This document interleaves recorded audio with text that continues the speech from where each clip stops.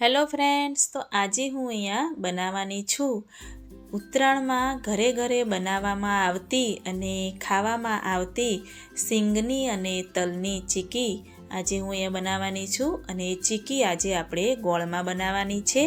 તો મારી રેસીપી સારી લાગે તો મારી ચેનલને સબસ્ક્રાઈબ કરી દેજો. તો માપ પ્રમાણે મેં 150 ગ્રામ તલ લઈ લીધા છે અને તલને થોડા એવા ગરમ કરી અને શેકીને લઈ લીધા છે. વધારે પડતા શેકવાના નથી. એ રીતે મેં સિંગ પણ લઈ લીધી છે. સિંગને શેકી અને સરસ ફોતરા નીકાળી અને આ રીતે મેં સિંગ લઈ લીધી છે. અને આ રીતે કપના માપ પ્રમાણે મેં બંને વસ્તુ લીધી છે. સિંગના દાણાને થોડા એવા ટુકડા કરી દીધા છે. હું થાળી ઉપર ચીકી વણવાની છું, તો થાળી ઉપર મેં ઘી લગાવીને રેડી કરી દીધી છે. તો ગેસ ઓન કરી મેં અહીંયા એક કઢાઈ રાખી દીધી છે અને કઢાઈમાં આપણે ગોળ આ રીતે ઝીણો સમારીને એડ કરવાનો છે. અને ગોળ પણ મેં અહીંયા જે તલ આપણે 150 ગ્રામ લીધા છે, તો એ રીતે 150 ગ્રામ આપણે ગોળ લેવાનો છે. બંનેનું માપ આપણે સરખું રાખવાનું છે. આ રીતે થોડો એવો ગોળ આપણો પીગળી જાય એટલે એમાં આપણે 1 ટેબલ સ્પૂન ઘી એડ કરી દઈશું. ઘી મેં એટલા માટે એડ કર્યું છે કે જે ચીકી પર શાઇનિંગ દેખાતી હોય છે, એ શાઇનિંગ આપણે થોડું એવું ઘી એડ કરીએ તો સરસ એવી શાઇનિંગ આવે. અને આ બંને વસ્તુને મિક્સ કરી અને આપણે ગોળનો એવો પાયો કરવાનો છે. ગોળનો કલર થોડો એવો ચેન્જ થઈ જાય એટલે આપણે પાયો થયો છે કે નહીં એ ચેક કરવા માટે આ રીતે ડીશમાં પાણી લઈ અને ગોળના 2-3 ટીપા અંદર એડ કરી અને આ રીતે આપણે ચેક કરવાનું. તો આ રીતે તમે ખેંચશો તો જો આ રીતે તાર બનતા તો આપણો પાયો હજી થોડો એવો કાચો છે એવું સમજી ફરીથી આપણે મિશ્રણને હલાવીશું અને ડાર્ક એવો કલર ગોળનો થાય એટલે આપણે ફરીથી એને ચેક કરીશું.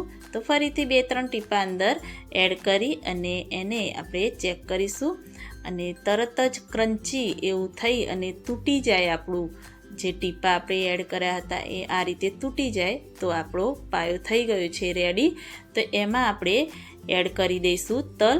તો તલ એડ કરી અને ફટાફટ એવું આપણે મિક્સ કરી દઈશું. અને આ રીતે ફટાફટ એની પ્રોસેસ આપણે રાખવાની છે. અને આ સમયે આપણે ગેસની ફ્લેમ થોડી એવી આપણે ધીમી કરી દઈશું. અને હવે થોડી એવી આપણે ઝડપ રાખવાની.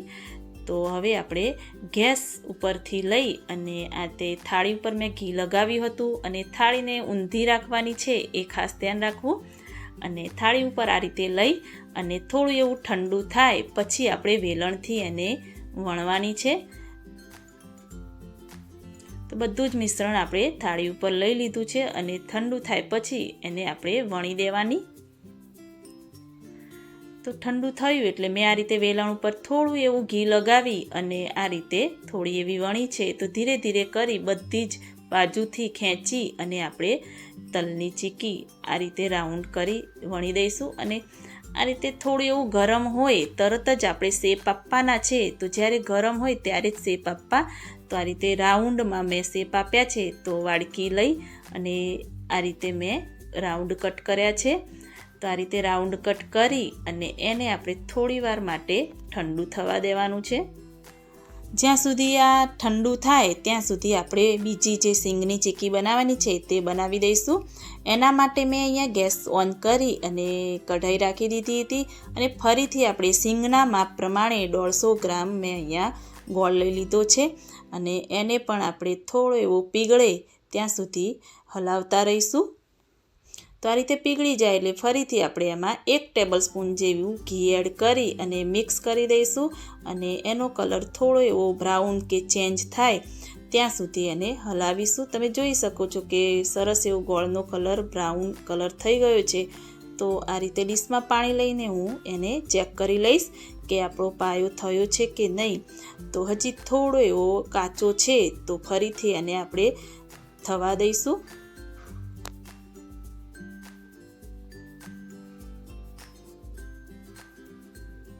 અને ફરીથી આપણે એમાં ચેક કરીશું. તો આ રીતે ડીશમાં પાણી છે એમાં આપણે 1-2 ટીપા એડ કર્યા છે. તો એને આપણે ચેક કરી લઈશું. તો આ રીતે ક્રન્ચી એવું તૂટી જાય એટલે આપણો પાયો રેડી થઈ ગયો છે એવું આપણે સમજી લેવું. અને એમાં તરત જ આપણે જે સિંગદાણા છે એ અંદર એડ કરી દઈશું. સિંગદાણા તમે જેવા જો દળીને કે નાના ટુકડા કરવા હોય તો પણ ચાલે. મેં અહીંયા થોડા એવા મોટા રાખ્યા છે અને એને ફટાફટ મિક્સ કરી ગેસની ફ્લેમ આપણે બંધ કરી દઈશું. અને આના માટે પણ મેં બીજી થાળી રેડી રાખી છે. તો એ થાળી ઉપર ઘી લગાવી દીધું છે અને એને આપણે થાળી ઉપર બધું જ મિશ્રણ ધીરે ધીરે કરી અને લઈ લઈશું. તો આ રીતે બધું જ આપણે ફટાફટ થાળી ઉપર મિશ્રણ બધું લઈ થોડું એવું ઠંડુ થાય એટલે એને પણ આપણે વેલણથી વણી દઈશું. અને તમે આ રીતે જોઈ શકો છો કે વેલણથી મેં સરસ એવું વણીને રેડી કર્યું છે. અને તમે પણ આ રીતે બીજી પણ ચીક્કી બનાવી શકો છો. દાળિયાની આવે છે, મમરાની પણ ચીક્કી આવે છે. તો બધી જ ચીક્કી તમે આ રીતે બનાવી શકાય. તો આ તે સરસ એવું રેડી થઈ ગયું છે વણીને. તો એને આપણે આ રીતે મોટા ચાકુથી ગરમ ગરમ હોય ત્યારે એના પીસ કરી દઈશું. મેં અહીંયા ચોરસ એવા પીસ કર્યા છે. તમે કોઈ પણ શેપમાં કરી શકો છો. અને એને આપણે થોડી વાર માટે ઠંડુ થવા માટે રાખી દઈશું. ઠંડુ થાય એટલે તરત જ આપણી ચીક્કી ઉખડી જશે.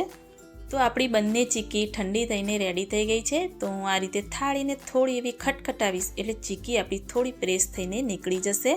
અને થોડી એવી ચપ્પાની મદદથી આપણે બધી જ ચીક્કી હું અહીંયા નીકાળી દઈશ. તો આ રીતે સાઈડના ભાગથી હું અહીંયા નીકાળીશ. તો તમે જોઈ શકો છો કે સરસ એવી ચીક્કી આપણી બધી નીકળી ગઈ છે. અને આ રીતે વધારાનો ભાગ છે એ આપણે સાઈડમાં રાખી દઈશું. અને આ રીતે રાઉન્ડ શેપમાં સરસ એવી રેડી થઈ ગઈ છે. જો તમે બટર પેપર પર વણવા માંગતા હોય તો પણ ચાલે, રસોડા ઉપર પણ થઈ શકે. પણ હું અહીંયા થાળી ઉપર બનાવું છું રેગ્યુલર, તો મેં અહીંયા થાળી ઉપર બનાવી છે. તો આ રીતે સિંગની ચીક્કીને પણ આપણે નીકાળી દઈશું. તો ચપ્પાની મદદથી આ રીતે હું ચીક્કીને બધી જ નીકાળી દઈશ. અને સિંગની ચીક્કીના મેં અહીંયા ચોરસ ટુકડા કર્યા છે. તો આપણે જોઈ લઈશું. તો તમે જોઈ શકો છો કે સરસ એવા પીસ બનીને આપણા રેડી થઈ ગયા છે. તો આ રીતે સાઈડમાં આપણે એને રાખી દઈશું. અને વધારાનો ભાગ છે એને પણ આપણે સાઈડમાં રાખીશું. અને બંનેને આપણે અહીંયા સર્વિંગ ડીશમાં નીકાળીને રેડી કરી દઈશું. તો ગોળમાં બનાવેલી સિંગની અને તલની ચીક્કી આપણી બનીને રેડી થઈ ગઈ છે.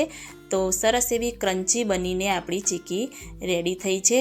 તો તમે આ રેસીપી ઘરે ચોક્કસથી ટ્રાય કરજો અને કમેન્ટમાં જરૂરથી બતાવજો કે તમને કેવી લાગી મારી આ રેસીપી. અને મારી રેસીપી સારી લાગી હોય તો મારી ચેનલને લાઈક, શેર, કમેન્ટ કરવાનું ભૂલતા નહીં. અને મળીએ કોઈ નવી રેસીપી સાથે. ત્યાં સુધી બાય બાય.